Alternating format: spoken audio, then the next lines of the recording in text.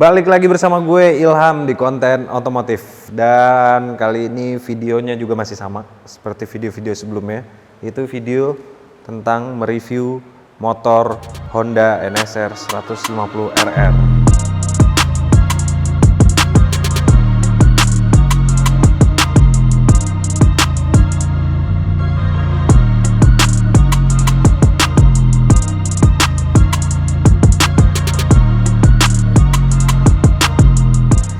Nah, di video kali ini tuh sebenarnya ya kita bakal nge-review ya Honda NSR 150 RR ini, tapi ini ada dua. Ini motor sama, tahun yang sama, cuma bedanya di warna-warnanya aja, warna strippingnya gitu kan. Terus warna motornya dan warna velgnya gitu. Dan mungkin ada beberapa part juga yang berbeda nih dari motor yang ini sampai motor yang ini. Awal-awal kita bakal bercerita kali ya, atau kita bakal obrolin tentang sejarahnya Honda NSR 150 RR ini ya gitu. Dari tahun 90-an awal sampai menjelang tahun 2000 gitu kan. Honda itu tuh ngeluarin motor-motor sport gitu ya, yang berfairing, dan itu menjadi idola anak-anak muda pada tahun 2000-an gitulah. Nah, dulunya itu NSR juga mengeluarkan NSR 150R, terus juga ngeluarin 150 RR dan 150 SP ya kan. Dan sampai ujungnya itu NSR ngeluarin Honda New NSR 150. Itu tuh yang paling itu generasi paling terakhirnya Honda NSR. Jadi sejarahnya itu tuh kita mulai dari Honda NSR 150R. Nah, itu tuh NSR yang pertama kali keluar gitu tahun 94 sampai 98. Benernya itu tuh di Thailand tuh udah muncul, tapi lebih tua lagi. Jadi tahun 1989 lah. Jadi 5 tahun sebelum pas Indonesia ngeluarin NSR ini gitu. Dan masuk di Indonesianya itu tuh baru pas tahun 94. Jadi kenapa di Indonesia itu NSR pertama itu di tahun 94. Dan sebenarnya yang ngebuat motor ini tuh dulu menjadi motor idolanya anak-anak muda di tahun 90-an, karena itu pas banget bertepatan dengan McDuhan memakai Honda NSR 500 gitu. Jadi NSR gitu tuh menjadi panutan lah ya kan. Tapi bukan 500, yang 150-nya pas Honda ngeluarin NSR 150 gitu. Wah, anak-anak muda gitu tuh fans-fansnya McDuhan zaman dulu itu, pembalap GP. Nah, itu langsung, wah ini motornya McDuhan nih gitu. Udah pantas aja waktu pada saat tahun 90-an itu NSR itu benar-benar booming banget di kalangan anak muda. Di konten sebelumnya gue pernah bahas tentang Ninja juga ya kan, ada Super Kips. Terus TZM yang juga baru kemarin juga gue review itu.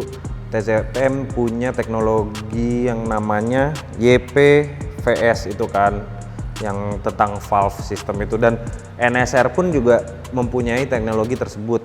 Nah, kalau Honda NSR itu namanya RC valve itu.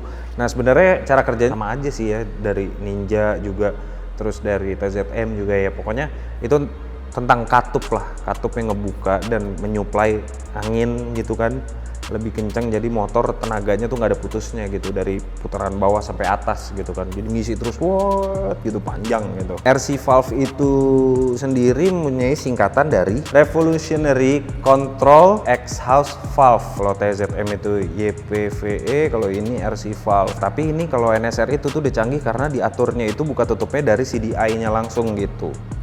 Jadi diaturnya itu pembukaan katupnya itu dari mikrokomputer yang berada di CDI-nya si Honda NSR ini gitu. Untuk pertama kalinya itu kan Honda NSR itu yang datang ke Indonesia itu NSR 150R, bukan RR, bukan yang kayak gini gitu. Dan itu tuh cuma kayak 2 tahun doang, 94 dan 95, dan itu statusnya juga CBU ya, dibawa sama Hondanya juga CBU gitu. Lalu generasi selanjutnya keluarlah motor 2 ini nih ya kan, Honda NSR 150 RR, jadi double R lah gitu kan. Ini juga keluarnya juga cuma 2 tahun, tahun 2000 dan 2001. Ini sebenarnya juga sama kayak NSR yang sebelumnya gitu kan. Jadi di Thailand itu memang sudah keluar lebih dulu daripada di Indonesia. Kalau NSR 150 RR ini tuh udah keluar pada tahun 93 di Thailand, dan pas masuk Indonesia itu baru tahun 2000 sampai 2001. Yang mengimpornya ini juga karena Honda Astra ya. Jadi tuh di kalangan anak-anak motor juga bilangnya tuh sebenarnya ini kayak NSR Astra gitu. NSR 150 Astra, jadi kayak bukan NSR 150 RR gitu. Nah kalau orang-orang dulu bilangnya NSR Astra karena yang ngebawanya dia ke sini itu Honda Astra pada saat itu. Pada awalnya juga NSR 150 RR ini keluar dengan dua warna, yaitu merah putih dan ungu putih. Nah ini kalau ini merah putihnya ini, kalau ini mungkin nih ini juga ungu kali ya, ini terbilang ungu, tapi ini velgnya udah di repaint sih, jadi ngikutin si strippingnya warna hijau, apa ini namanya, hijau stabilo ya, jadi mentereng gitu kan. Mungkin ini yang disebut ungu putih, mungkin ini ya, karena belakangnya juga kan bodi belakangnya warna putih gitu kan. Apa ini masuknya biru ya, kurang paham juga ya. Pokoknya ini sepintas lah, ini kayaknya ungu putih nih aslinya gitu. Nah motor ini juga kalau by data ya, by datanya itu NSR 150 RR itu mempunyai 34,5 tenaga kuda. Jadi ya untuk motor jadul ya, motor termasuk udah berapa ini kan dekade nih motor gitu kan.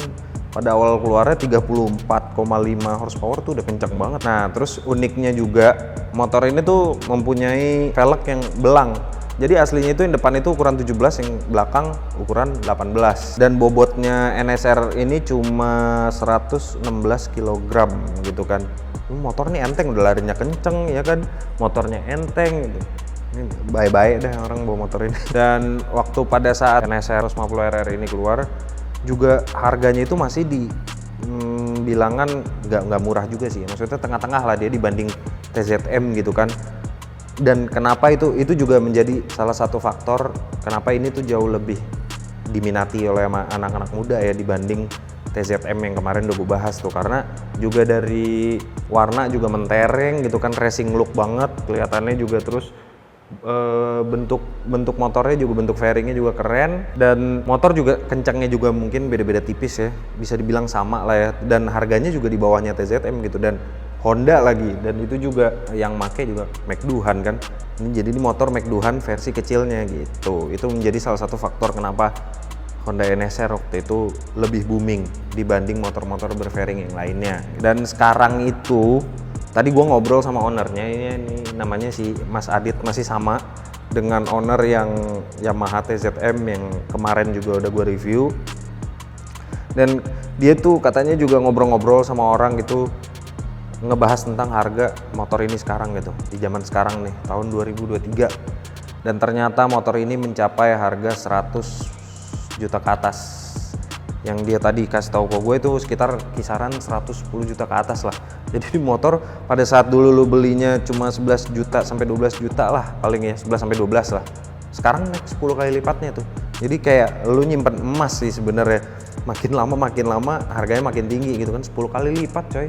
Dari 11 juta ya kan, sekarang jadi 110 juta, nolnya nambah 1. Padahal dari segi motornya ya tetap aja motornya begini, nggak berubah gitu. Selanjutnya kita bakal ngebahas tentang spesifikasi motor yang ini dan motor yang ini. Kita mulai dari si NSR velg hijau ini ya. Jadi ini motor tahun 2000 dan ini full standar ting-ting. Jadi dia cuma ngecat bagian velg aja, dan ini juga sebenarnya bukan stripping ya, udah kayak airbrush soalnya benar-benar nggak ada patahnya gitu. Jadi mungkin ini udah di repaint dan ininya juga airbrush ya, bukan stripping. Paling dia cuma ganti kayak coil.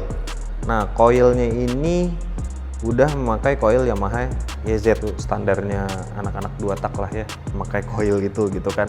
Dan udah secara modifikasi cuma itu aja, karena emang dia mengincar orisinilnya mungkin ya. Jadi ini motor bener-bener ting-ting. Dari dulu sampai sekarang nggak ada yang berubah dari segi mesin, terus karburator dan lain-lainnya juga masih standar semuanya gitu. Nah terus kita langsung pindah ke NSR putih. Nah kalau NSR putih ini nih ada sedikit modifikasinya nih. Dia memakai knalpot Taiga, jadi sama aja nih sama yang ini, nggak banyak yang diubah gitu ya, cuma segelintir lah. Pokoknya terlihat masih orisinil semua, dari velg, terus kaliper, semua master rem ya masih orisinil semua. Dan yang ini dia memakai karbu Kawasaki KX yang 85, yaitu PWK ukuran 28. Jadi ini karburator udah diganti nih. Radiator juga udah memakai aftermarket, mereknya Spark gitu kan. Knalpot, nah knalpot dia memakai knalpot Taiga, dan itu sama yang TZM yang kemarin gue review, dia juga nggak pakai emblem Taiganya gitu. Jadi cuma silencer yang karbon udah. Jadi nggak ada merek Taiganya gitu, emblem Taiga di belakangnya. Dan sekian review-review dan ngobrol-ngobrol tentang Honda NSR 150RR ini, dan terima kasih bagi kalian yang sudah menonton video gue dari awal sampai sekarang. Dan bagi kalian yang belum subscribe, jangan lupa subscribe biar gue tetap semangat bikin video-video yang lainnya. Dan bye-bye.